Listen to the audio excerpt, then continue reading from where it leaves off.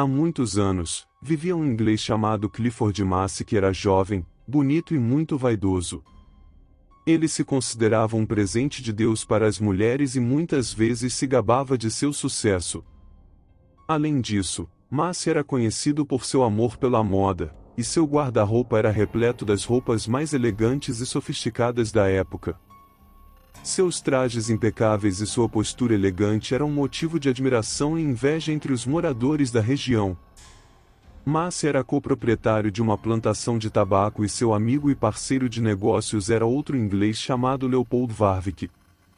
Apesar de velho e gordo, Warwick tinha uma esposa muito jovem, extremamente bonita, e isso causava inveja em todos os homens que a viam. A esposa de Warwick, Elizabeth, era uma mulher encantadora que, além de sua beleza estonteante, também era muito inteligente e perspicaz.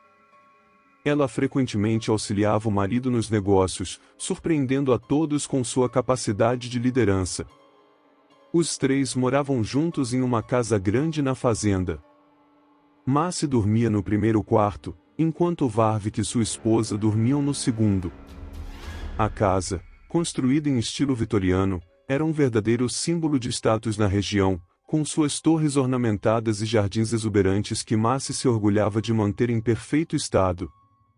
Os cômodos eram decorados com móveis refinados e obras de arte de grande valor, refletindo o gosto requintado de Massey por tudo o que era belo. A vida na fazenda era repleta de eventos sociais, nos quais Massey e Elizabeth se destacavam como anfitriões elegantes.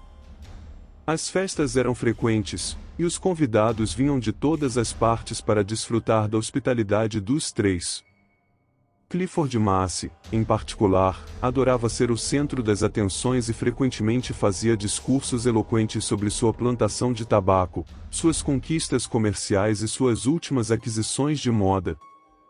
Massey tentou flertar com Elizabeth, mas ela não quis nada com ele.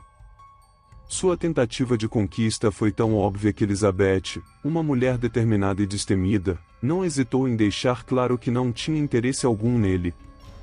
Em uma noite, quando o marido estava fora, Massey ousou cruzar uma linha perigosa e tentou atacá-la, mas foi surpreendido com um tapa firme em seu rosto. No entanto, Massey era o tipo de homem que não aceitava um não como resposta.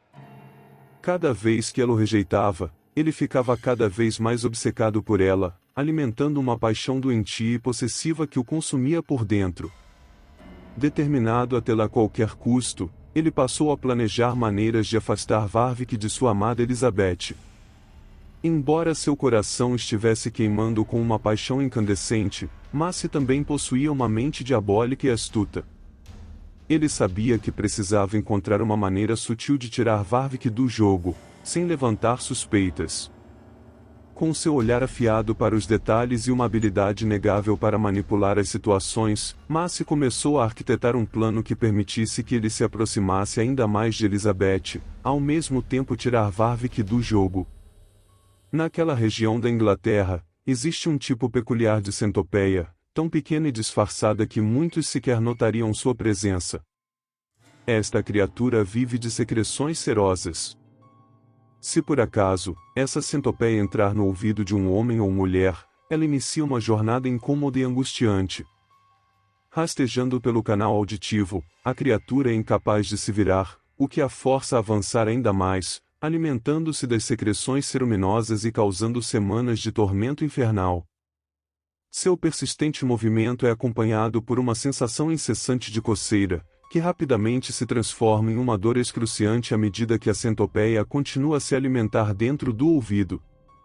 As vítimas desse inusitado e perturbador invasor são deixadas à mercê de um desconforto inimaginável, muitas vezes resultando em noites sem sono e um estado de agonia constante. O pesadelo só tem fim quando, enfim, o destino da pobre alma atormentada se decide por vias naturais. Massey pagou uma grande quantia em dinheiro a 2 nativos, e os instruiu a entrar no quarto de Warwick no meio da noite, e colocar uma pequena centopeia em seu travesseiro. Enquanto a noite se arrastava, os nativos, cumprindo as ordens de Massey, invadiram silenciosamente a casa com as chaves fornecidas por Massey. Eles deslizaram pelo corredor escuro e chegaram ao quarto, Com a habilidade de quem conhecia bem o terreno, eles colocaram a centopeia sob o travesseiro. Pouco depois eles chegaram em casa de uma reunião e se prepararam para dormir. Massi, deitado em sua cama, mal conseguia conter sua excitação e a sensação de triunfo que o envolvia.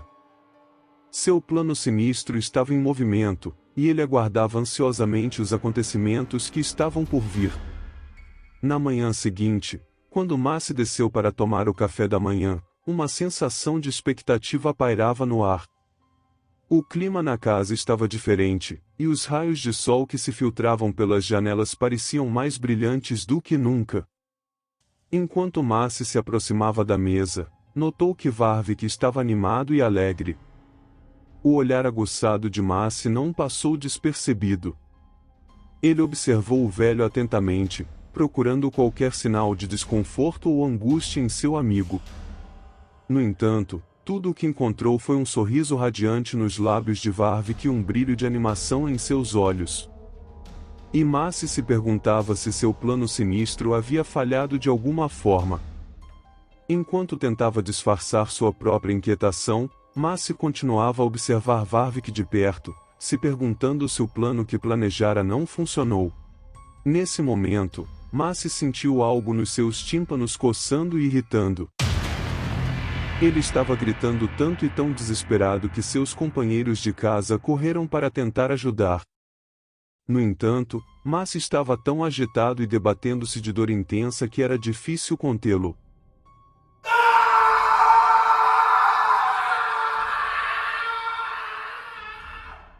Seus gritos ecoavam pelos corredores, enquanto ele continuava a lutar contra a agonia que a centopeia em seu ouvido lhe causava. O caos reinava naquela casa, e a situação se tornava cada vez mais angustiante à medida que todos testemunhavam a terrível aflição de Massi. Parecia que os homens que ele pagou cometeram um erro terrível.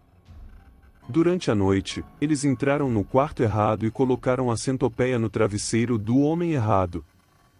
Esse foi apenas o início das semanas de terror que se abateram sobre Massi, um pesadelo sem fim do qual ele não podia escapar.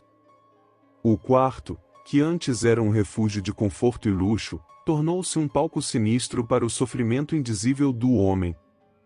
O médico que o visitava regularmente sacudia a cabeça em impotência, pois não havia nada que pudesse fazer para aliviar a agonia de Massi.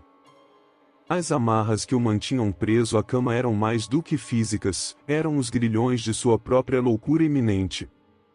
Seus pulsos estavam firmemente atados à cabeceira, uma medida desesperada para evitar que arrancasse as orelhas em um frenesi de dor.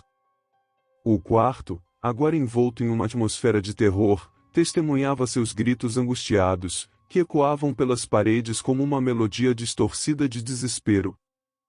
Dia e noite, Massi se contorcia em sua prisão macabra enquanto a centopeia continuava sua marcha implacável dentro de seu ouvido. Rastejava e torcia, lentamente corroendo a sanidade de Massi. A criatura parecia sussurrar em sua mente distorcida, sussurros sinistros que o atormentavam ainda mais. Cada movimento da centopeia era uma tortura, uma dança macabra que arrancava pedaços da alma de Massi. Ocasionalmente, quando a centopeia estava descansando, Massi conseguia uma breve pausa em seu tormento. Mas esses momentos fugazes de alívio eram sempre efêmeros. Quando acabava essas pausas, sua mente já dilacerada era tomada por um grito gutural e desesperado, uma explosão de dor e agonia que rasgava o silêncio da noite. À medida que as semanas se arrastavam, a figura de Massi se transformava em algo irreconhecível. Seu corpo estava coberto de sujeira, sangue e escoriações, resultado das tentativas frenéticas de se livrar da criatura que o assombrava. Sua pele, que outrora exibia um saudável tom, estava agora pálida, quase translúcida, e seus olhos vazios espelhavam a desolação de sua alma atormentada. A dor era tão insuportável que a simples ideia de ser submetido à mais cruel das torturas teria sido considerada por Massi como um ato de misericórdia. Cada vez que o médico vinha visitá-lo, Massi implorava desesperadamente para que ele pusesse um fim em seu sofrimento. Seus apelos eram lamentos angustiados que ecoavam pelo quarto, ressoando como uma triste sinfonia da agonia que o consumia implacavelmente. Seus olhos, outrora cheios de vida e arrogância, estavam agora vazios, refletindo apenas a tormenta e o desejo de escapar do pesadelo que o aprisionava cruelmente. A cada batida do coração, o sofrimento de Macy se aprofundava, como se ele estivesse mergulhando em um abismo de dor do qual não havia retorno. Então, algo extraordinariamente inesperado e quase sobrenatural aconteceu, desafiando todas as leis da razão e da lógica.